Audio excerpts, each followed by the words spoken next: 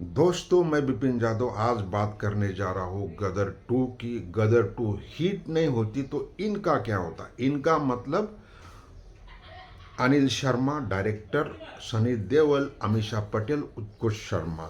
2001 में आई हुई गदर तूफान चली, इतनी चली कि लोग याद रखे। इसी हिस्ट्री को रिपीट और सक्सेस होने के लिए 22 साल का वक्त चला गया है। 22 साल के जो पीरियड है उसी के दौरान इन तीनों की ऐसी कोई फिल्म नहीं आई जो गदर का याद कर सके। मतलब अनिल शर्मा जी ने ये पिक्चर बनाई, मतलब गदर के बाद जो बनाई हीरो, और उसके बाद अब तुम्हारे हवाले वतन साथियों, आपने ये तीनों पिक्चर मतलब किसी तरह से ठीक ठाक थी।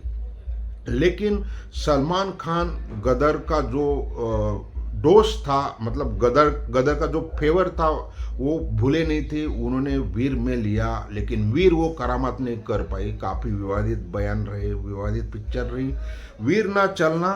फिर सिंह साब द ग्रेट एक पिक्चर और आई, और उसके बाद जीनियस बनाया, लेकिन ऐसी कोई पिक्चर नहीं चली। तो कितना डायरेक्टर को प्रेशर हो जाता है। आपको मैं बताता हूँ कि इंडस्ट्री के अंदर ऐसे डायरेक्टर प्रोड्यूसर है, एक बार गाड़ी पटरी से निकल गई वो दोबारा नहीं आती है, और दोबारा आने के लिए बहुत कम लोग हैं जो वापसी हुई है।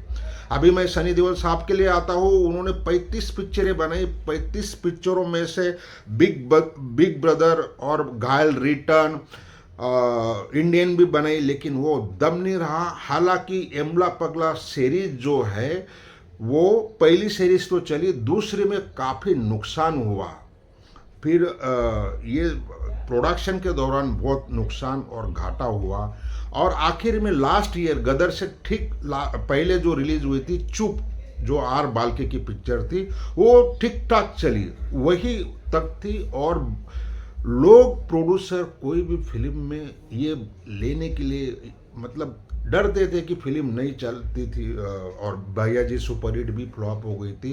तो इस दौरान का पीरियड देखो तो सनी देओल को बहुत ज़रूरत है। जितनी ज़रूरत अनिल शर्मा को थी उतनी सनी देओल की रही, और उतनी ही ज़रूरत अमीषा पटेल की भी। लगभग 30 पिक्चर आई। भूल भुलैया जो अक्षय कुमार की पिक्चर है उसको छोड़ दिया जाए तो ऐसी कोई पिक्चर नहीं। उनके ऊपर भी नोटिस सारी चीज़ें, और उत्कृष्ट शर्मा जो उनका लड़का है, दूसरी बार ये पहली पिक्चर नहीं चली, दूसरी में मतलब प्रेशर सब जगह पे था।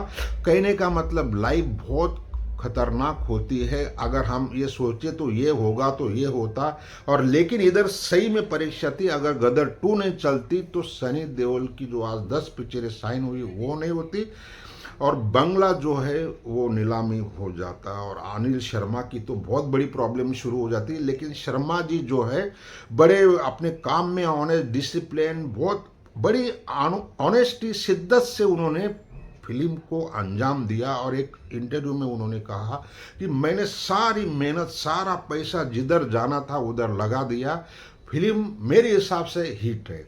और आमिषा पटेल को भी बहुत ज़रूरत थी।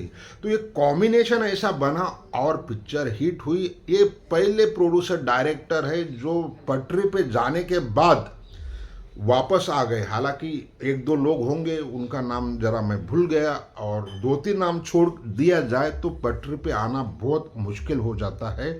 अभी यहाँ से आगे की जो जर्नी होगी उनके लिए जिम्मेदारी होगी। वो जिम्मेदारी ऐसी कि इस सक्सेस को मेंटेन भी करना होता है, और सारी चीज़ करनी होती है कि पैसा, नाम इतनी आसानी से नहीं आता था। मेरा वीडियो डालने का मकसद ये था कि ज़िंदगी में बहुत सारी चीज़ें ऐसी होती है, मेहनत, लगन, शिद्दत, ऑनेस्टी, डिसिप्लिन, सारा का सारा होना चाहिए। अंजाम का जो अंजाम क्या होगा वो देखा नहीं जाता। अंजाम तो तभी बदलेगा जब आपकी सारी मेहनत आ जाएगी। तो मेरा छोटा सा वीडियो डालने का मकसद था कि लोग इसको देखें, और जीवन के अंदर भी ऐसी बातें होती है, चाहे कोई भी कला क्षेत्र हो, अन्य क्षेत्रों में सारी चीज़ होती रहती। लेकिन गदर टू रिटर्न आ गया, इन सब का अपनी लाइन के अंदर वापस गाड़ी पटरी पे आ गए। इस वीडियो को लाइक शेयर नहीं बनेगा तो मज़ा नहीं आएगा।